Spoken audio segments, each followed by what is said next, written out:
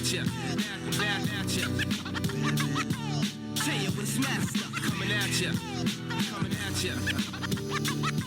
Rhyme style disaster, coming at ya, at ya. Tell you what's master. Welcome to another episode of Cut the Bull. I'm Wilfred Reilly, who by this point all of you know and recognize, and I'm here today with co-hosts in alphabetical order, Brooks Crenshaw and Christy Kelly. Christy reporting live from Arizona, where it's apparently 118 degrees. Yep. That's pretty wild. It's a dry heat, though. They tell you when you go out to the hell-like western That's what they states. say. Yeah. I mean, if we ever fight a shooting war with China, a lot of people in that region of the country are going to be eating each other. I mean, like if you look at Death Valley, there are like 5 big human settlements in it. I don't know how the water's going to get out there. But all right, and today we are interviewing Jim McMurtry from our neighbor to the north, and we're going to talk about some of the things that have inspired a book that I reviewed, Grave Error, and a kind of international conversation about the post-colonial era in the West and a lot of other things. So, Jim, thank you for coming. Glad to have you here. Great to be with you. Okay, and generally our format is I'll open by tossing out a basic kind of intro question, which some of the bros in our comments will make fun of. So when we talk about grave error, when we talk about the native residential schools scandal, for a period of more than 6 months, a couple of years back, the report in US and Canadian and in fact UK media was that hundreds of bodies of murdered Native American children had been discovered on the campuses of what are called residential schools, essentially boarding schools for minority or for First Nation students in Canada. Jim, is that true? No. A good, succinct answer there. So I guess, and there's a broader question that I do want to kind of throw back. What's the basis of this claim, and why is it false to the best of your professional or academic knowledge? Because this was a hell of a claim. I mean, I think originally it said 215 kids had been strangled or some such, and they'd found the bodies, and they were in an apple orchard. It was like a Stephen King novel. What happened there? Yeah, it's really a fascinating thing. I think many Canadians equated to what happened with the George Floyd moment, where a situation where there is some, there obviously is some concern, becomes something that is rather hysterical and led to people wanting to defund the police and so forth. So with residential schools in Canada, like the boarding schools, Indian boarding schools in the United States, there were certainly problems, as there were in all schools back in time. And we don't have to go very farther than our own parents or grandparents to hear horror stories of what happened in schools.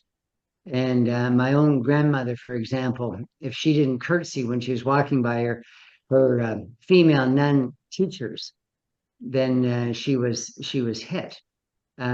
So times are different. Anyhow, there does seem to be a climate in Canada. We always seem to ape the United States, maybe a year or two behind.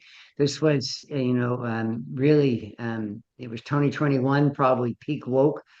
And there were rumors all around Canada, in many cases fomented by government and media, of Canada being this really awful country, colonial country that mistreats and particularly mistreated all the minority groups, which is rather ridiculous because where I live in British Columbia, the first governor was part black, and his name was James Douglas, and his wife was full-blooded Indigenous. So the idea that British Columbia or any part of Canada is all white or uniform is never been true. So when we got in 2015 a young, very self-obsessed and a very ambitious prime minister in Justin Trudeau, he was very much for getting attention, and he's smart enough to recognize the way to do that in Canada at that time, and maybe even today, is to be a virtue signaler, is to say, I'm going to come and I'm going to carry on the old white man's burden of looking out for people who are part of minority groups, and to really sell the case. He put everybody else into the bus in Canadian history, saying everybody was a terrible racist, but for me, so I'm going to improve this. And so that force was already in place, this idea that Western society, civilization, capitalism, Christianity, Western values generally, all these things were under assault. So you know about that. And so at the same time, there was, which is rather interesting, there was a so-called discovery of 215 child remains in one near one residential school in an apple orchard, which for almost 100 years has been a septic field.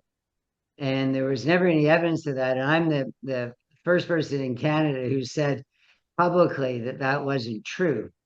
And I was walked out of classroom and career for doing that. So um, there was also, and you talked about it before the show began, there was something in Canada that was taken from South Africa. Now, South Africa is a country, as we know, where the colonial past was particularly brutal toward people of color, toward people who were not part of the mainstream in government. Canada has been different. Canada was the underground, the destination point for the Underground Railway.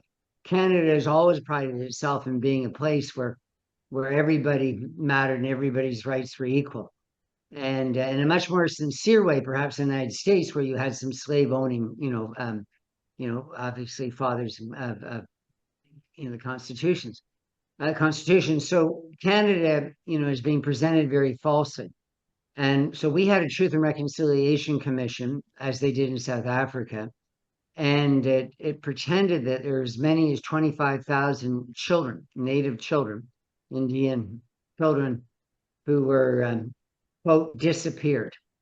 And so it wasn't just in Kamloops. And all of a sudden, because the government became very excited about this, was very happy to see that its ideology, this woke ideology, postmodernism, was real. The Canada, really was this terribly dark, dystopic place in the past. So what it did was it really fanned the flames of anything, but they didn't find anything, and they will never dig. It was 4.5 years ago, but they'll never dig because there's not a single child anywhere in Canada who was in attendance at a residential school who died of, in most cases, disease, sometimes fires, accidents, but no evidence of anybody dying nefariously. There's nothing to the story, but it went around the whole world. And in Canada, October 27, 2022, all its leaders, all the people in our government, we call Parliament, from all sides, all parties, and we have a number of parties in Canada, they all voted Canada a genocidal state. So self-described our country as genocidal, and that's all because of 215 children secretly buried. And some of the stories relate to the fact that some of the bodies found were as kids as young as 3. They were secretly buried by 6-year-old classmates at nighttime. And so anyhow, it just went on and on. Tortured kids, killed on hooks, babies put in incinerators, which became a film that was shortlisted for an Oscar and called Sugar Cane, a story of a priest impregnating a young student. He had the baby, and the baby was put in an incinerator. And that story really happened in large part. But it was an Indigenous woman of age 20 who was impregnated by another Indigenous person who was a serial father guy, had all sorts of babies, all around the place. And when she had the child, she didn't know how to deal with it. A lot of 20-year-old women are still not in a position to be able to handle a child. So she put the child on top of an incinerator, which was in the summertime, and it wasn't working at the time. So the baby survived, and the grandson of that baby was the person who directed the film. So really what you have here is a lot of lurid examples coming out of Canada of how terrible we were in the past.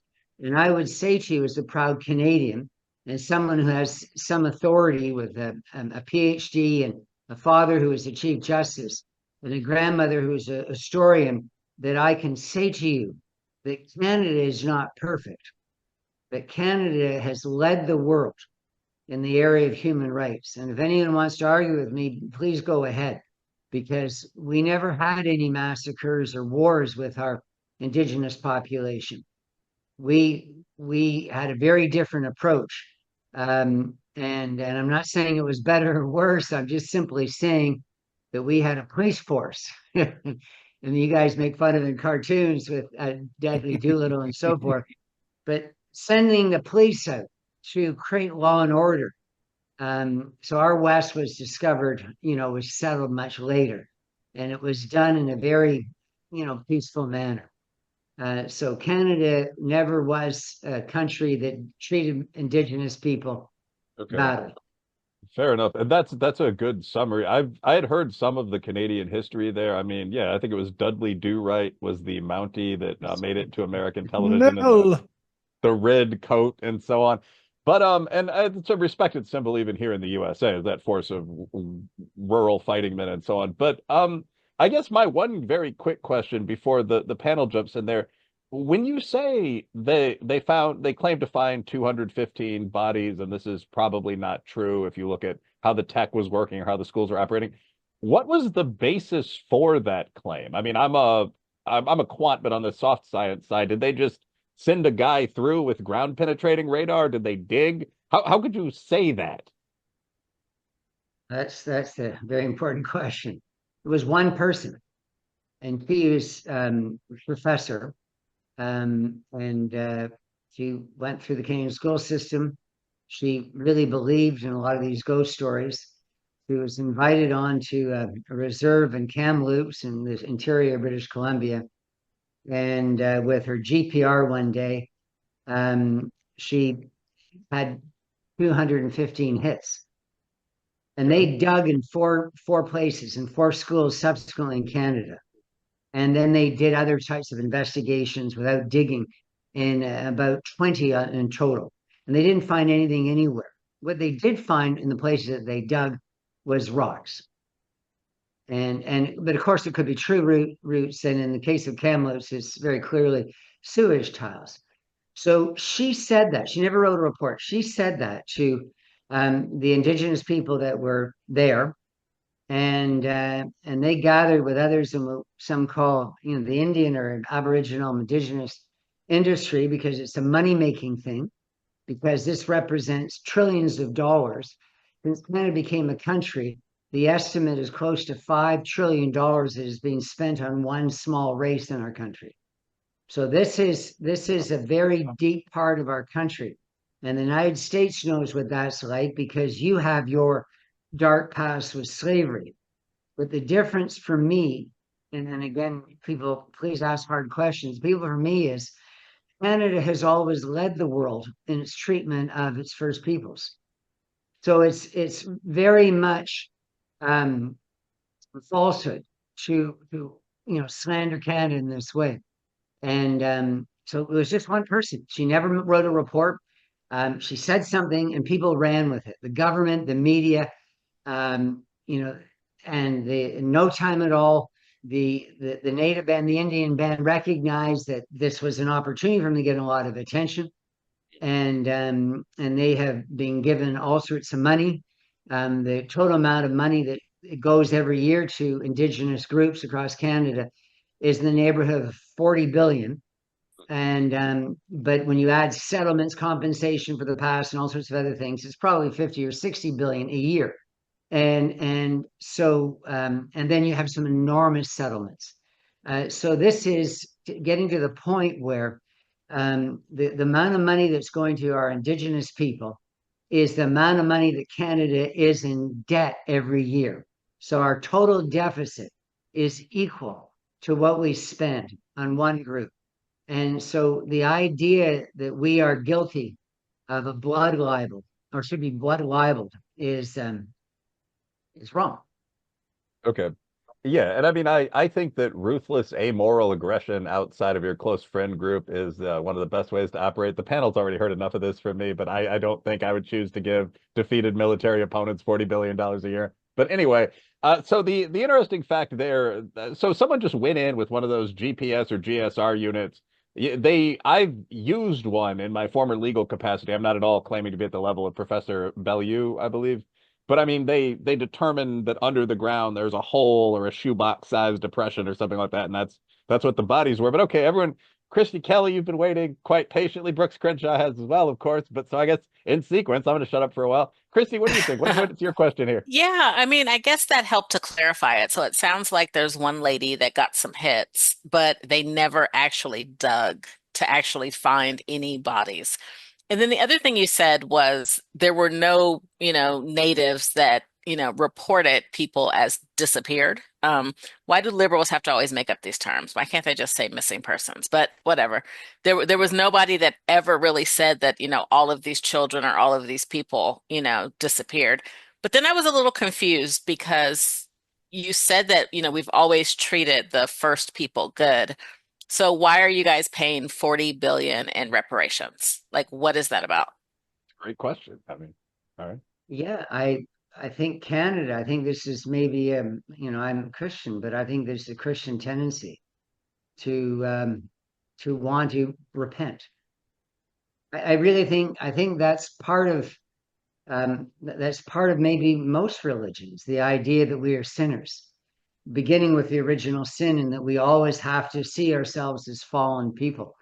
Christy, anything I say to you, pleasure meeting you, is not going to be as clever as you yourself, could make it out to be. I just want to say in a factual way from my perspective here in Canada, the reason they said they were children was because they were shallow graves of only 2 feet.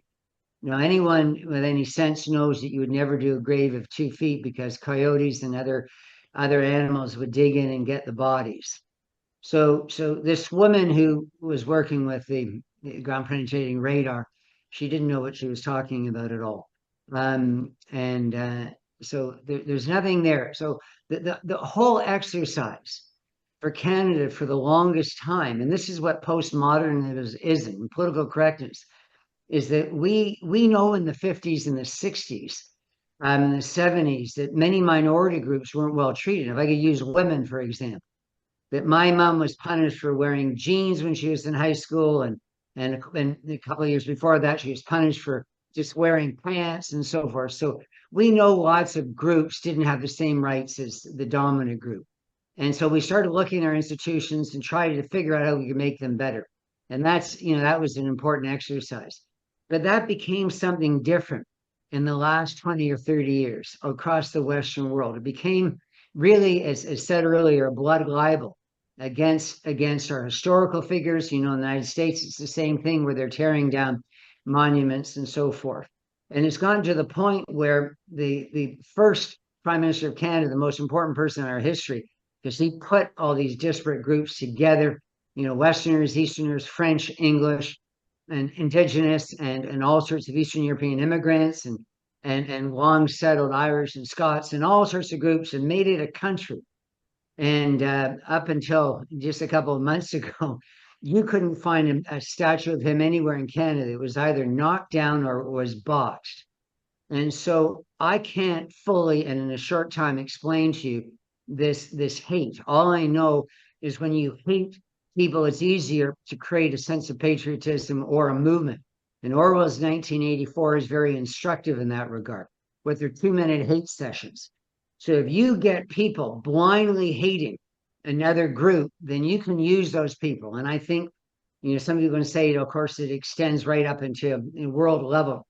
But there's certainly people on the international stage who are trying to discredit anything that relates to Western civilization, Western values, democratic values. That's very true. It's one of the big problems of our time. Brooks Crenshaw, you're a stout opponent of that trend. Former member of the Governor Bevan administration here in Kentucky. You can proceed forward on that, or obviously just ask anything. Do you have any thoughts about the situation in Kazakhstan right now? Well, I kind of want to get into your specific case, Jim, with regard to, the job and the teaching and, what it was that got you in so much trouble. Knowing the background, for our listeners, it seems ludicrous, but can you walk us through your particular case and what happened with regard to what you said and how the school and the school system reacted? Yeah, happy to do so. So in the times that we're living in, I'll refer to it as peak woke. You don't dare talk about certain subjects, because I went nowhere near anything with Indigenous people. as you can look at me, I have characteristics that aren't going to go well. Straight, right of center Christian, and anyhow, just you can see my characteristics. And so I didn't go near it. But when they found those bodies, apparently, my school stopped. And for 2 days, it became a wailing wall. Everywhere around, the kids were putting up art and dressing themselves somewhat inappropriately. They had red hand paints, the small, representing all the children that had been tortured and murdered. And it was a very eerie thing. And I didn't react well to it. I was the only one in the building that didn't wear orange. That became the color. And then it's a history that I won't bore you with it. But that became the color of Indigenous people. So the school was awash in orange. And I felt, I didn't, honestly, there all this talk in this postmodernism about people feeling safe, therefore we have to cancel anyone with who commits wrong speech. But I myself didn't feel safe in talking about this. But I was instructed, like all the other teachers in schools were, to talk about it. And I said the wrong thing, which was that the kids weren't murdered and that there were no secret burials. And I did it in a way that was, I believe, professional. But that was enough. There have been teachers who have gotten a lot of trouble recently for not saying, giving the right name to a trans child, not saying the LGBTQ, on and on correctly. There's so many things that, to me, if I could say six quick things in schools in Canada, you have the gender and race, like CRT and so forth. You have the Indigenous stuff and daily land acknowledgements, and we're on stolen land and we have to give it back, and we're these horrible colonial people, and even recent immigrants should give up their land. And there's a movement afoot where large parts of Canada are being given back, including the Queen Charlotte Islands or Gulf Island. We've got a huge series of islands off the coast of British Columbia. So this is a tremendous assault on people's property rights, those of us who are not part of this new landowning nobility. And continue on from it, they're moving away from standards. This idea of you've got certain groups that are successful, we need to, like the kulaks in Russia a century ago, we need to bring them down and raise everybody else up. There's even equity marking. So about all the DEI and all that sort of stuff with how kids are treated in schools and how scholarships are only going for certain groups and so forth. Then you have censorship of literature. They're getting rid of literature. They're getting rid of anything because there could be a word or an idea or a character, like To Kill a Mockingbird, and that's gone. And so it's very sad for me. Of course, we knew a generation or two ago they got rid of Huckleberry Finn and all sorts of great classics. But To Kill a Mockingbird, to me, is not only the best loved novel in North America, but it's the best tool I've ever met for teaching the repugnancy of racism. You have some wonderful characters, and Tom Robinson, Atticus Finch, and Scout Finch, and Boo Radley, and so forth. So it's such a shame. So they're getting rid of literature. And the last thing they're doing in schools is all part of, again, this woke cult or religion, which is saying that really it's a sense of a replacement thing. And it's not so much race replacing white people. It's really replacing everybody or taking away from their fundamental rights. And whoever comes up, it's like in the school system, 15% of the people have the power, the principals and the senior managers and all those people. And then everybody else just has to follow line. The same thing in Orwell's 1984. In Oceania, there's 15% who are in the party, and everybody else is trolls. Yeah. And so I'm a troll. I had more freedom. I was carefully watched. I thought I could be truthful with the kids about history. And I haven't taught for 4.5 years. I've been told I'll never teach since. But it could be any one of those 6 things, Brooks. It's not just about Indigenous things. It's the fact that you are being controlled, manipulated, and I think very sadly, you see Winston Smith in 1984. In the end, he was destroyed. I feel to a certain extent we're destroying anybody who's off script. No, I absolutely agree. But to your defense, the Canada's Truth and Reconciliation Commission, which in and of itself sounds rather Orwellian, did back you up with regard to causes of death in that period, did they not? Yes, because I didn't dare go outside of its conclusions. But it itself talked about cultural, biological, and physical genocide. And yet, if you read the entirety of this report, 80% of the children, former students who testified now in their 60s and 70s, or were in 60s and 70s or 80s, 80% had positive things to say. So it was a political exercise to find something wrong, but the 4% of the former students who testified didn't cooperate, because kids who go to school and meet teachers and others in the building who do their best to try and get them through a rough time in people's lives, they have warm feelings, and so it's just, the whole thing is it's a falsehood, and I think it's very sad. I think it's sad for Indigenous people because they have real issues. The number is estimated, the majority of Indigenous people are sexually assaulted within their own community. Half of them suffer today. Children and adults are suffering from fetal alcohol syndrome. So Wait, these half little, of Native Canadians have been sexually assaulted, and another half are suffering from fetal alcohol syndrome. Roughly, I'm not saying it's another half. It's many of overlap. them are the same. All I'm saying is That's astonishing. there's a huge problems in these isolated reserves. Canada has 1/10 the population, obviously, and some of these reserves are in the Arctic or in the Northwest Territories, in places where nobody gets in and out of. And so there are problems there, and with drugs, with kids drinking sniffing photocopy fluid or gasoline, and it was wrong from the beginning. I'm not saying that Canada was perfect. We made a mistake in isolating and marginalizing our Indigenous, our First Peoples. I think we made a mistake because we wanted to hold on to their culture, but what we did is we removed them from any possible vibrancy of life. If you live in an area where it's 10 months of the year snow on the ground, where the 2 months where it warms up, your black flies and mosquitoes, and it's not an easy place to be. The kids are bored.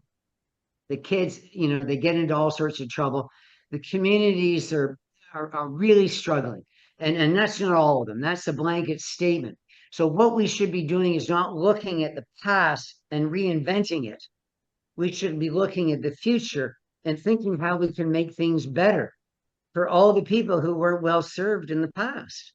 That's a great break point there. Now, if I can add one thing, when you said, I noticed that we all speak this way in the American and Canadian upper middle class. I mean, you said we're isolating our native population and so on. I would suspect that many of the great native warrior tribes were in isolated villages and walled towns in the woods and so on in the first place, and the Canadians sort of kept them there. I don't get the impression they were placed there. Should your country have done more? Should mine? I mean, that's an interesting question, but the life of a Comanche brave wasn't, spent entirely in dancing and making love before the white devils came across the ocean sea. But Christy Kelly, once again, it looks like you've got a question ready on deck. I What do, is it? I do. I mean, I guess part of it is, do they want to be integrated? Do they want to be, within the, Toronto or within the big, major cities? I They don't have might a not want to goddamn be. choice, Christy. But no, sorry, go on. But I guess Wait, my can I respond? question, yeah, Can I yeah, I have respond to that another quickly? question though too, so you can answer both of them.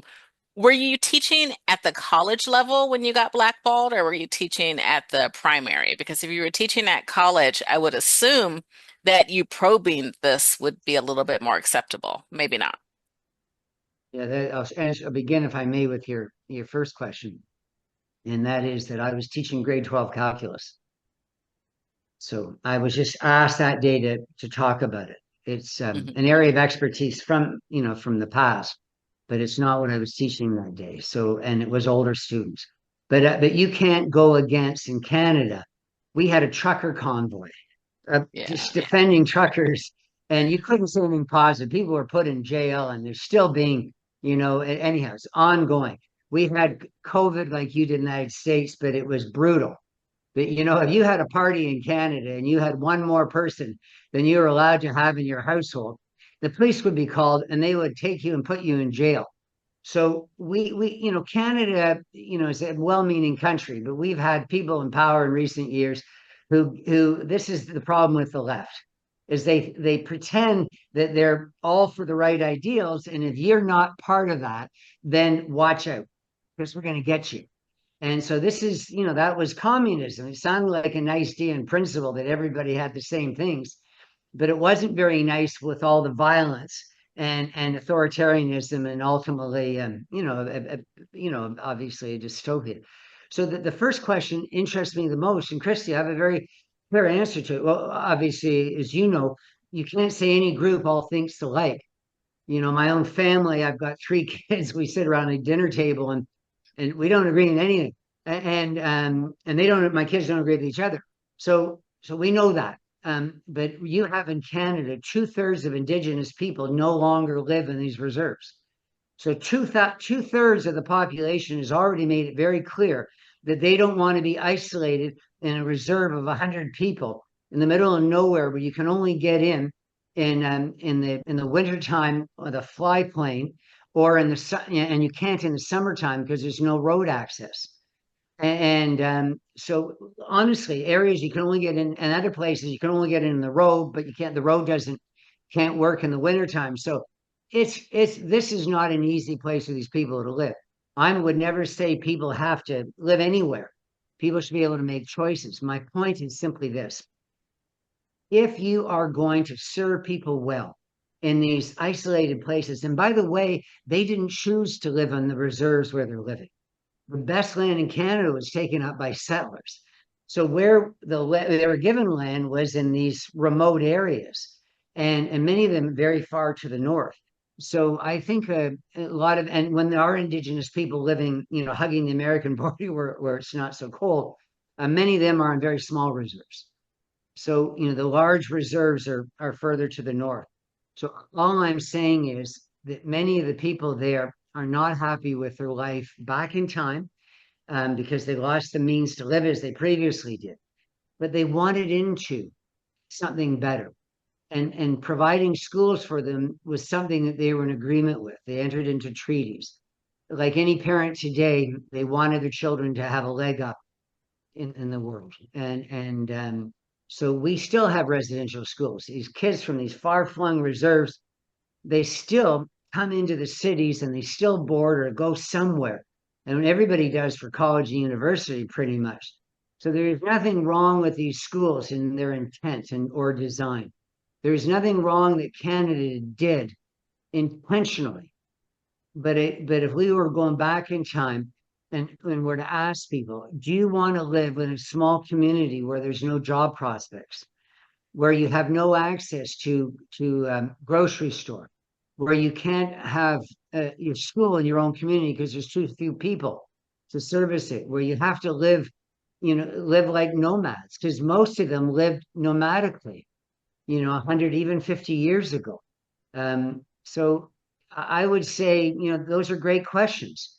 But I think most people want to be part of the modern world. And all I'm saying is that's not a decision for me or anybody to make.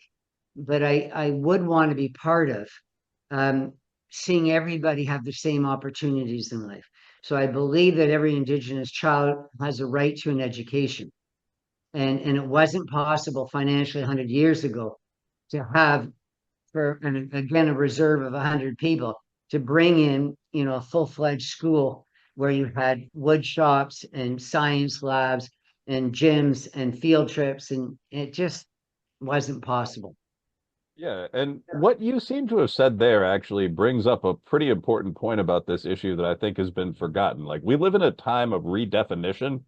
So up until maybe the 1980s, from the books I've read, the residential schools were considered a good thing, i.e. people had to apply to go to them. The idea was, there might be a few heavy-handed priests there or something, but you're leaving a village that, just like many small, poor white or African-American communities, had a lot of abuse, a lot of alcoholism. Men and women did not get along very well, with men often abusing women, blah, blah, blah. This was most of history. So bright kids would apply to these schools. They would go to these schools, and they would hopefully get out and enter what you described as the mainstream of society.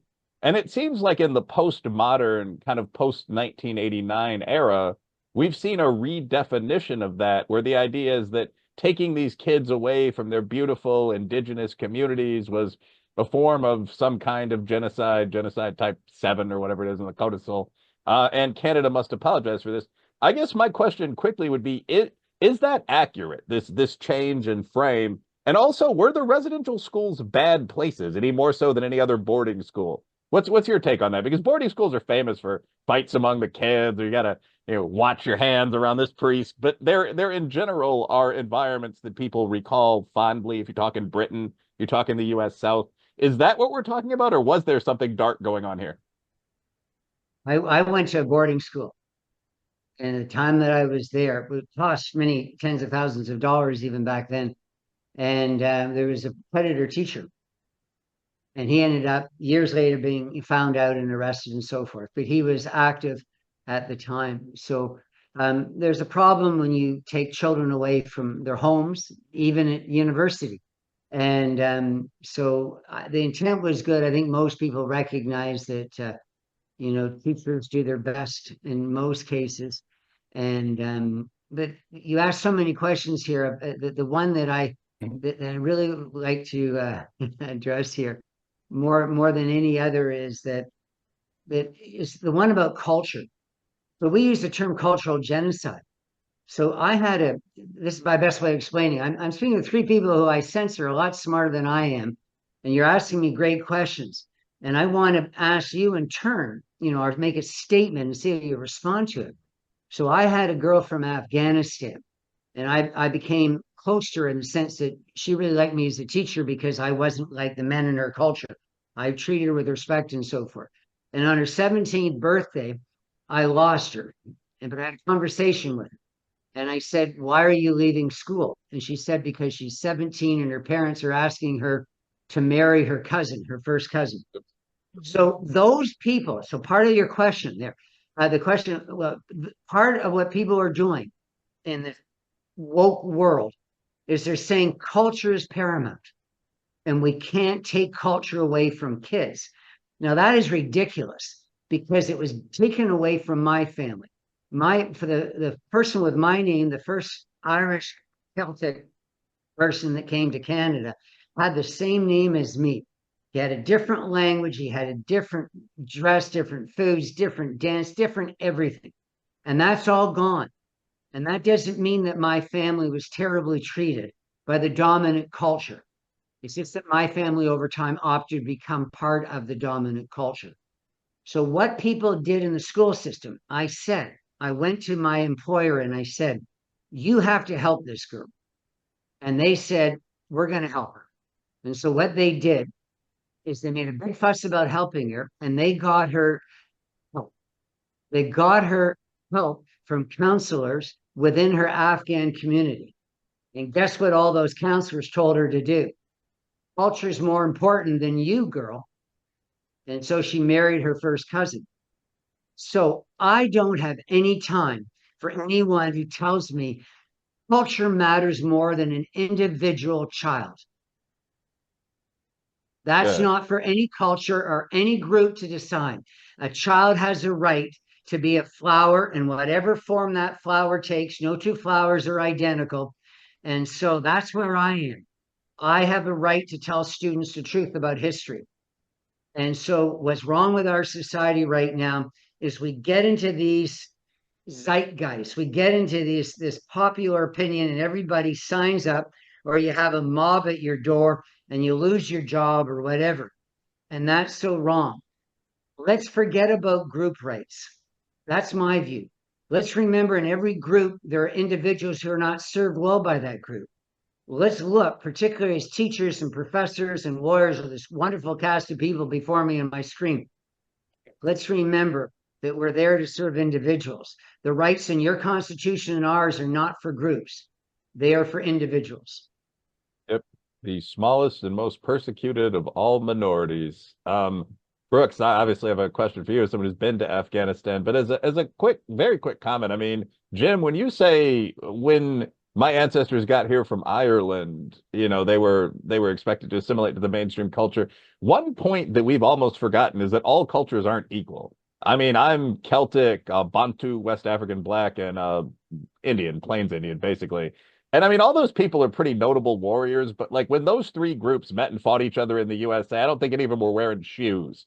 Like, there's a lot of stuff you can't tolerate in mainstream society, and that would include the attitudes of any of those populations toward alcohol, women, so on. So the idea that it's cultural genocide to tell people from Afghanistan not to marry their cousins is insane. And it's stuff like this that's kind of creeping in and eating out society from the inside, in my opinion. But Brooks Crenshaw, you were in Afghanistan. You talk about that as much or as little as you want. But what do you think about the idea of culture being transcended and improved by societies like ours, or of cultural genocide?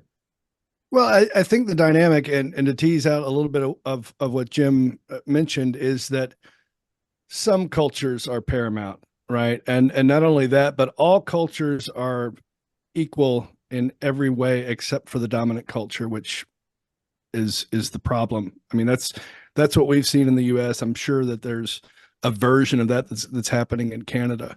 You can praise any culture, but middle class Western culture. Right. Something to that effect.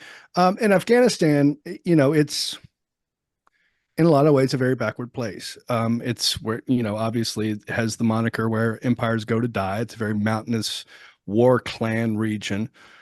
Among the most disturbing aspects of the culture was the tradition, and this is frequent in the Middle East, and particularly in the rural areas of the Middle East, Iraq as well. I spent more time in Iraq than Afghanistan, but the tradition of Bachimbazi, which is the youngest boy, is the sex toy essentially of the older males in the family. And there are many stories about soldiers who were on mission and encountered that tradition taking place, and they had to decide whether to go execute the mission or to save that kid. And in most of those instances, they had to stay on mission, and so you have to abandon this individual that you would love very much to save, which is a tragic dynamic. That's many such stories like that in both countries, in the conflict, which 20 years.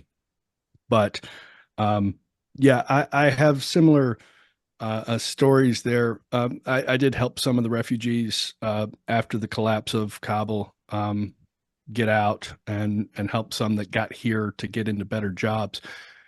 I primarily only dealt with those who had been embedded with American units for a long time, and were thoroughly vetted. We found that the ones that had integrated with us for 5 to 10 years in the American side of the camp had the best chances of proper assimilation, and that was really a key factor. Many of the people on our roster were Fulbright scholars who had already been educated in the U.S., so that was also a pretty good corollary of potential for assimilation. So yeah, that's again, when dealing with a lot of Americans who've never been outside the castle walls that believe that all culture is the same, it's not, and that they take something for granted that they shouldn't.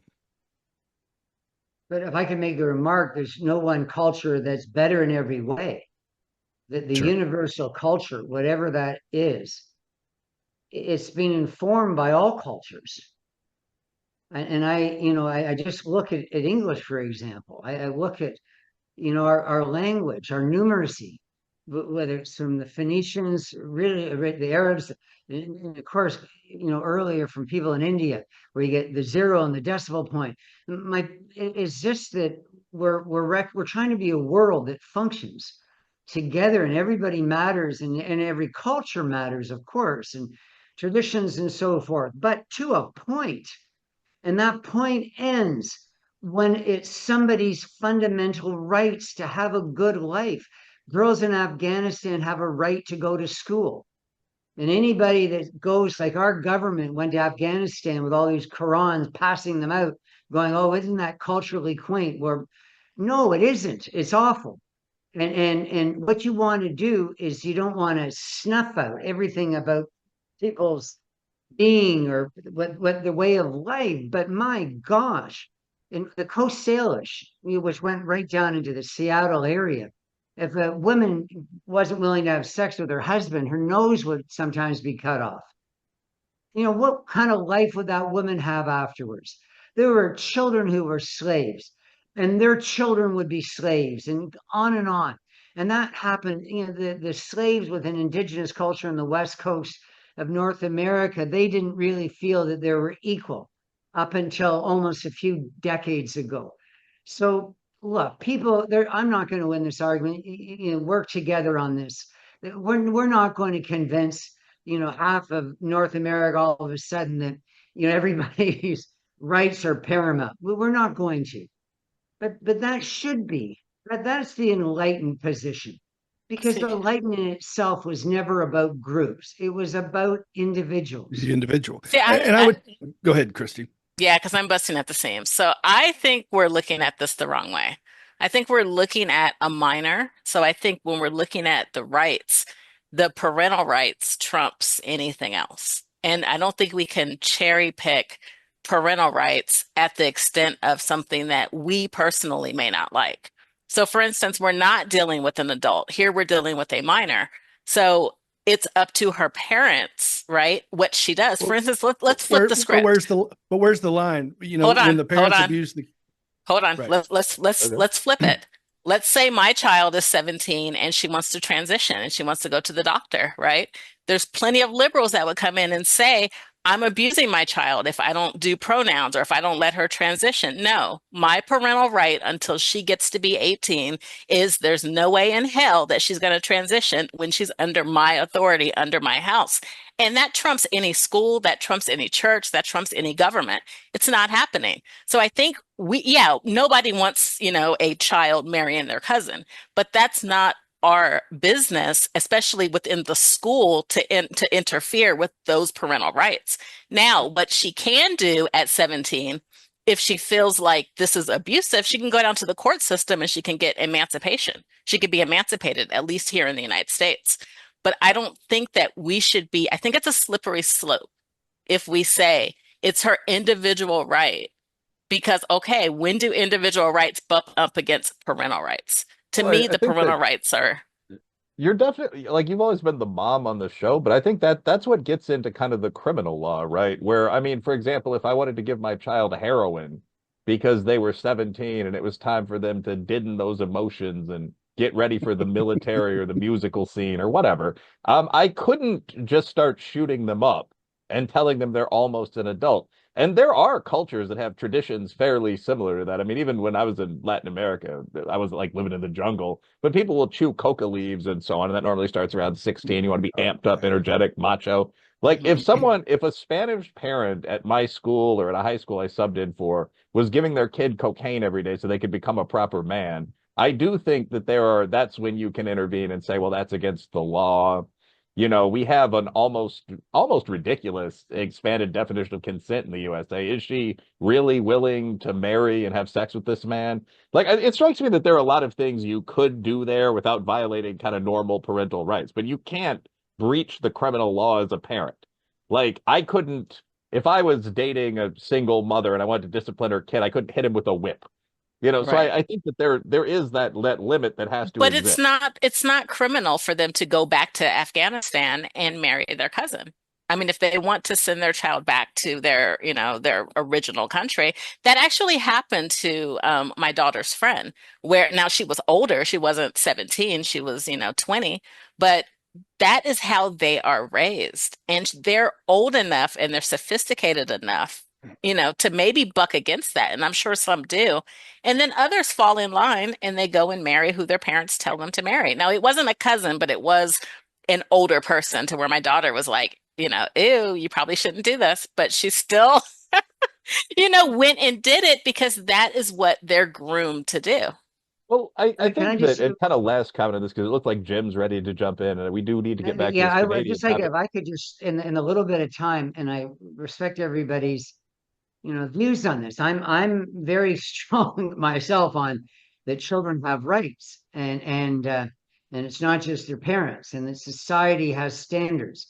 But I want to come back to who I am, and you're going to forget me maybe the moment you give me the hook in 10 minutes or whatever.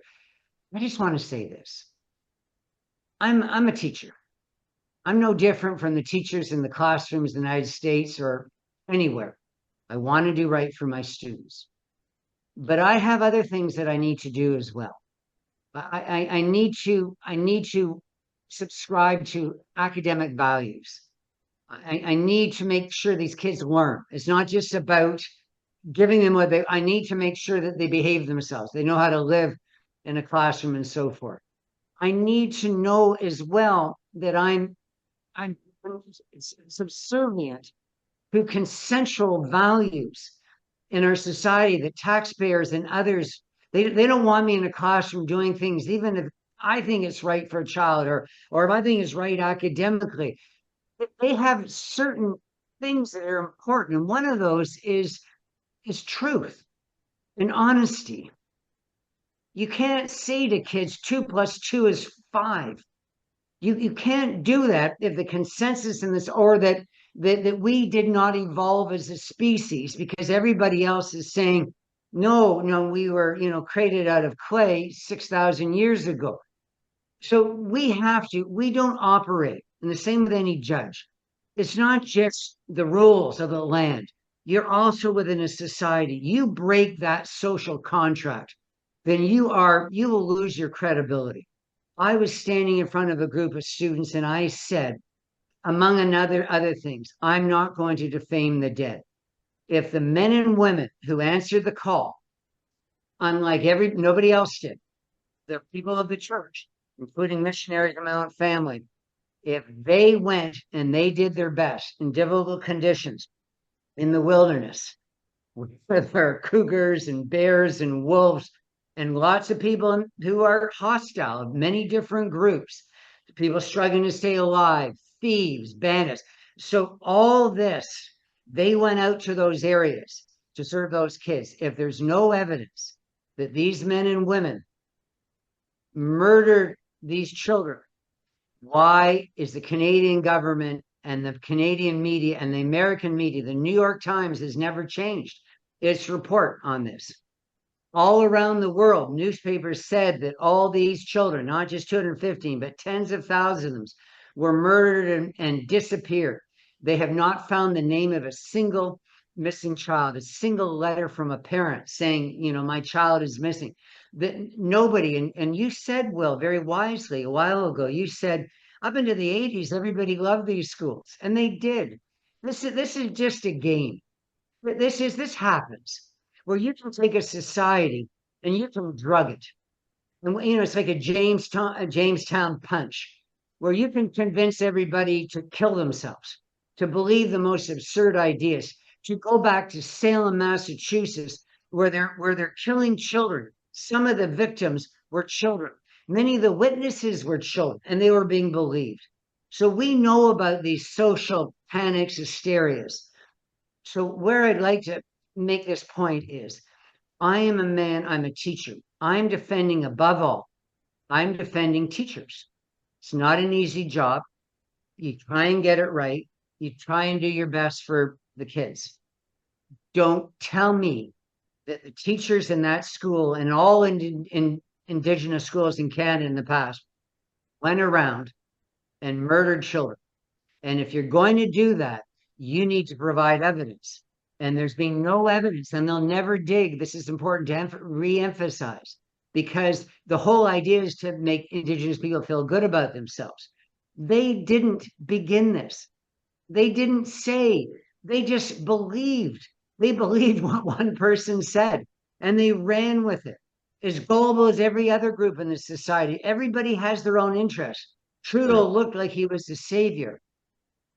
So he ran with it. One Indigenous question people that I got have all this about money. this is probably my last question, not at all to break in there, but just sort of a practical one. When people make these claims, so they say, and Christy is a well-regarded lawyer, I have a legal background, although I'm not practicing. This seems to be the sort of stuff you'd have to spell out in a courtroom or in a scientific paper, or the sort of thing you could even be charged with libel for claiming. So when you say there are 215 bodies, we now know that someone went over the ground with the GSR and they found some holes. But who are the kids that are supposed to have vanished? Are there, in fact, 2,000 children who went to residential schools and never came home and who aren't on the records as having suffered from smallpox or what? Like, how can oh, I'm kind of sounding incoherent here, but how can you just say that? Like, we got 3,000 missing kids here. Wouldn't you have a record of each of those kids playing varsity ball or lacrosse and going home for the winter and then coming back? Who are the missing kids? There are no missing kids. How can you And the say, Canadian again, I'm not government being too says brilliant here, but how can you Canadian say there are missing government kids? says it's about 4,500, but they believe it's between 6,000 and 7,000. They just haven't found more. But in 4.5 years, all across Canada, they haven't found the name of a single missing child. They have the death certificates. They know where the children are buried. They know how they died.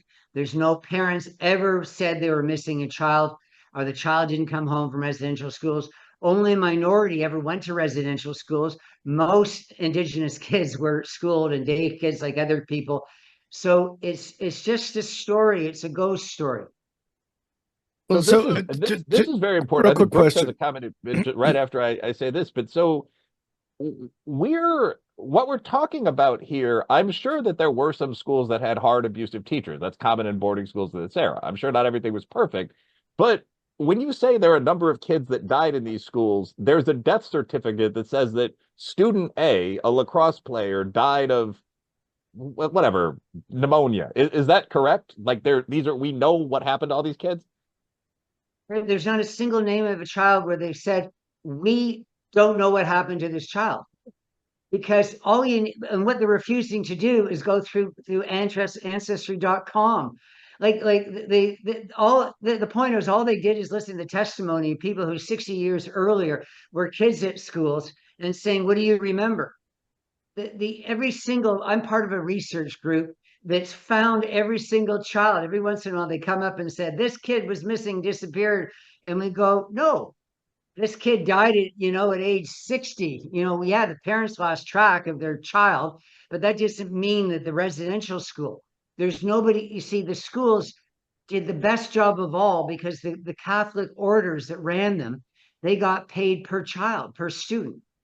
So they didn't want to see any child missing or dead or anything, because and of course, so and they these are the people that gave all our birth certificates. My wife, who's 65 years of age, when she was born, she was given a birth certificate by a church, not by the government.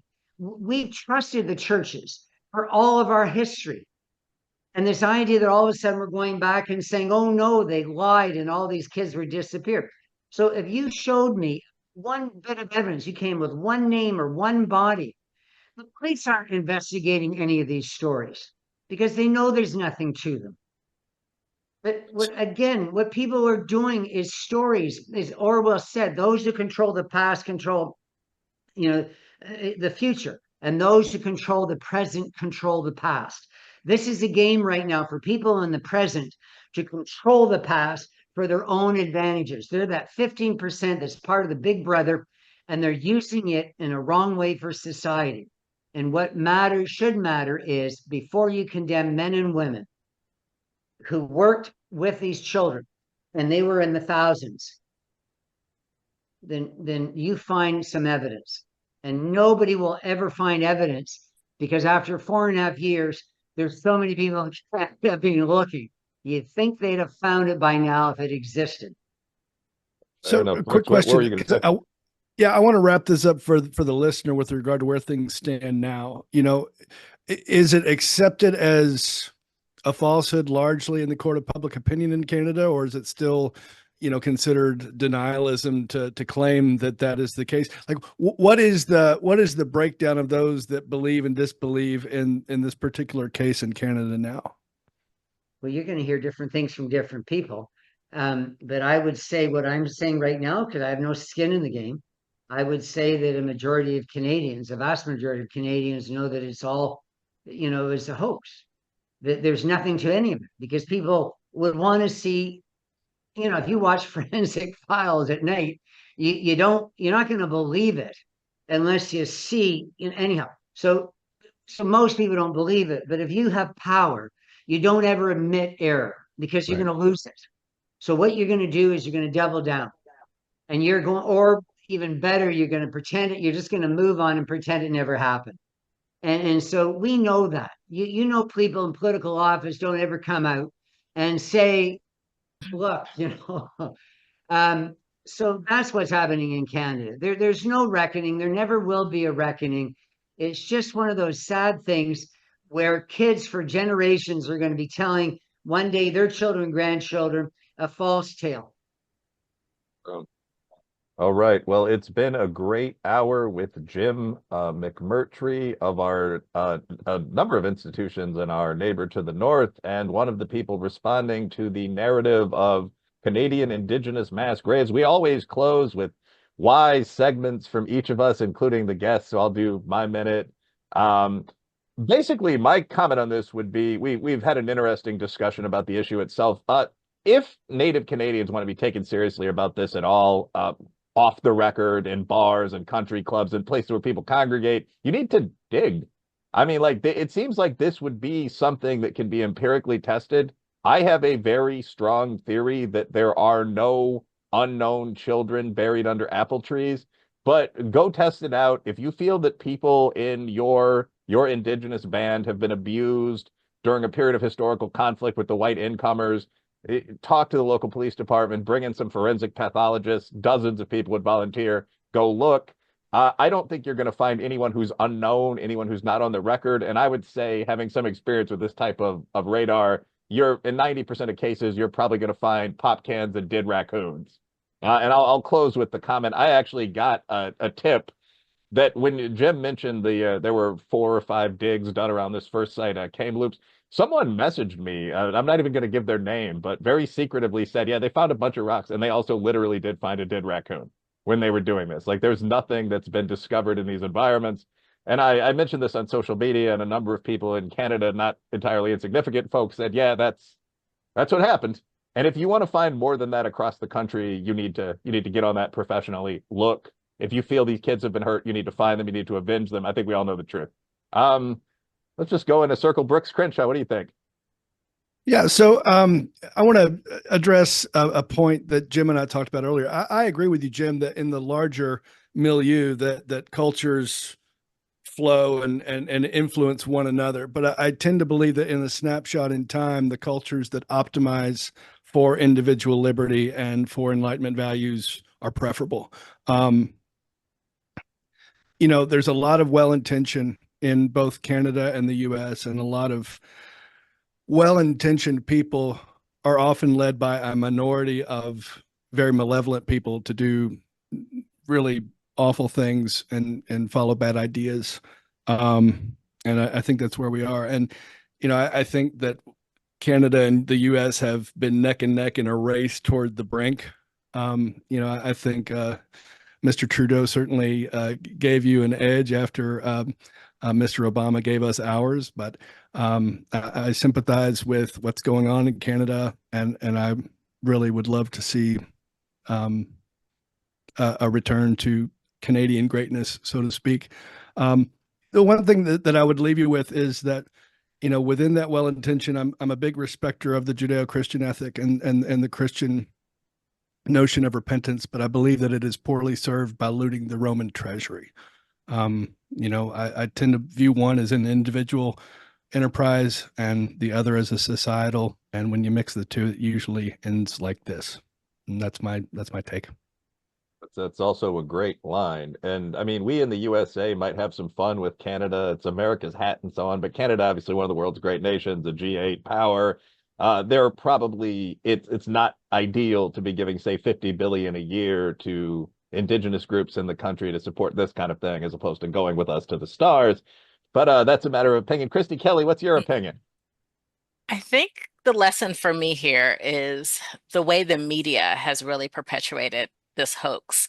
And it really is textbook of what the media does. So when I just did a quick Google search, I mean, you see NPR, BBC, CNN, New York Times 2002, 2021, they were all hot on this story, right? Like, never forget, the missing children and all of this stuff. And nothing has been written since then. So, okay, you said in this report that this was ongoing, that more information is going to be disclosed, and then they just kind of dropped the story. So it hasn't been updated. So I think it's just like, okay, it's upon the media. Like, okay, are you going to update the story now that it's a nothing burger, now that they haven't dug, now that there are no kids? But no, they're just going to walk away from it. And what stands is all of these stories for people to read. And that's the shame. Yeah, nothing really to add to that. And Jim McMurtry, our guest of honor today, sir, what say you in the last couple minutes? I just really love the three you just said. And the two things that I'd like to end with is the first thing is there's no country in the world that has been as good to its first peoples as Canada. I think that's an argument that can be supported by many people and around the world. So this is, it couldn't be more diametrically opposed, these hoaxes to the truth. And this was something we have to be on guard against. That the media lie, governments lie, and our teachers lie, because almost every teacher in Canada is still telling students about ghost stories. And the second thing is, I want you to know who my heroes are. My heroes are the people on social media. I have a small presence on X, and I've written a book, and I'm trying to have a voice. What would we do without people like you three? Nobody would hear about my story. People would still go on. It's just so easy. But it's accepted. Newspapers are still writing. Before we take today, what you said to me, Will, is just in the news in the last couple of days, there's newspapers in Victoria, British Columbia, they're still talking about the 215 child remains that were found in just at one school, that many kids dead in one school, murdered by their teachers. It's gone on. It's going to live on for generations. It may live on forever. And this is the sad thing, whether there was a real William Tell in Switzerland or Robin Hood in England, after a while, nobody cares. But this is what's wrong here. What we're doing is we're making something part of history that is, as Napoleon said, history is nothing but lies agreed upon. And it's not right. People in the future should be able to judge the past accurately. And they won't do that if we're not recording it accurately. Thank you so much. Thank you. Thank you for coming on. And those in the audience might be wondering if one of the major stories of our era was completely untrue. How often is that the case? How much can you trust without doing independent research? I'll just say that's a very valid question. Thanks to Jim McMurtry. And as always, thank you, Brooks Crenshaw, Christy Kelly, for hosting the program. And with that, we close. To say, Patriot J, I'm saving the day. Patriot J, I'm saving the day from you commies who lame. No, you can't fuck with me. I got a country to say. God bless the US of A. Land of the free and a home of the brave. God get all of the praise. I got a country to say, cause I'm Patriot J and I'm saving the day.